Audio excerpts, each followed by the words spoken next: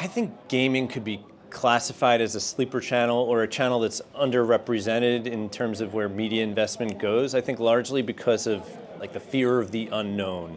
I think there are a lot of marketers and maybe agencies that don't fully understand that things are measurable in the gaming environment. You could have real decision-making opportunities to be within certain games, in certain environments, casual games versus point of contact games, that kind of thing.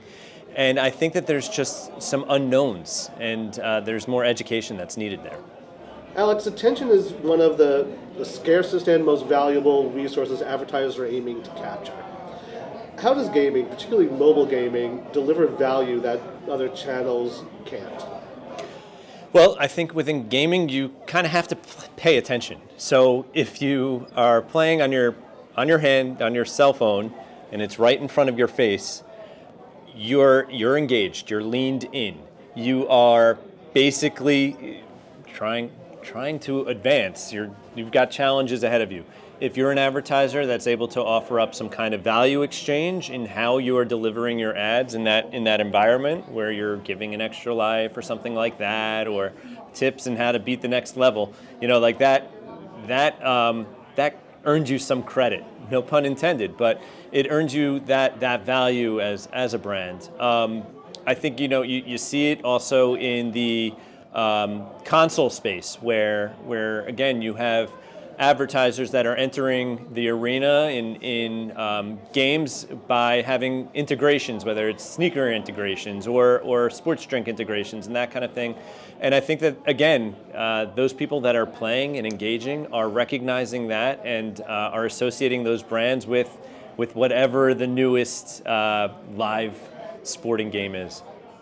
So Alex, you mentioned earlier that there is this view in some quarters of gaming as a sleeper channel. Mm-hmm. How does gaming fit within your overall media planning philosophy? Yeah, so I think it's certainly one of those areas that we look at for top of the funnel, mid funnel, lower funnel potentially. I think measurement has again been something that we need to strive for and do more there to again ensure that, hey, this attention metric really corresponds nicely to this conversion or return on ad spend. So I think some of that really needs to come through a little bit more amongst those selling gaming. But ultimately, it is a part of the overall mix and something that we do think about. We think about what the CPMs look like, what they're comparative to, and how gaming can fit in, whether it's upper funnel, mid funnel, low funnel. So I've been kind of surprised by the stats and the discussion of the dual screen, the dual viewing aspects of gaming and CTV. So with those two twin poles in mind, both capturing attention in different ways, how do you see the synergy between mobile games and CTV? Mobile games and CTV, I think it's an interesting one. I think that there's probably some kind of ACR capabilities there that will make those in-game ads even more relevant to those that might have a program that they're watching on the large screen while playing something on their cell phone. I think that time that somebody is on their cell phone, even if they're watching something on the screen, it's really still their me time. So they might mindlessly be playing Tetris or Pokemon Go, whatever the game is. But ultimately, it's owning some of their time, right? And I think that's valuable for advertisers and again, something that shouldn't be underrepresented in media campaigns.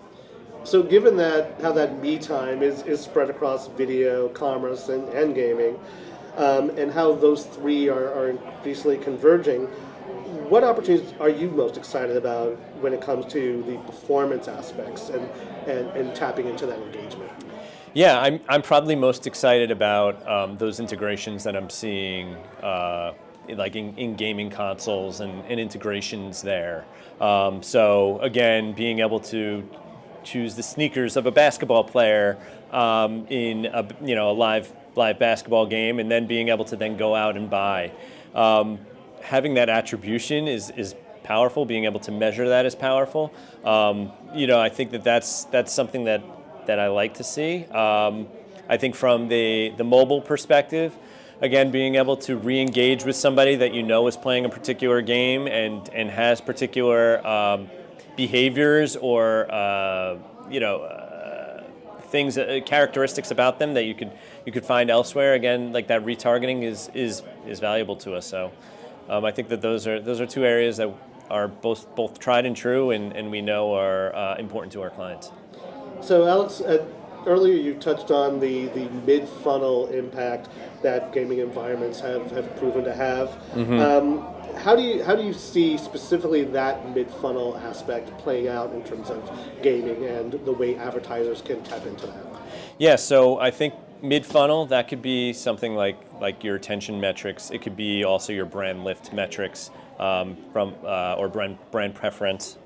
So again, if there's a value proposition there and you are able to give more value because of what you are, because of where your ad is positioned, I think that again, it creates this long-standing relationship that the advertiser is creating with the brand. So again, like that's something that we really bank on and think we could build on.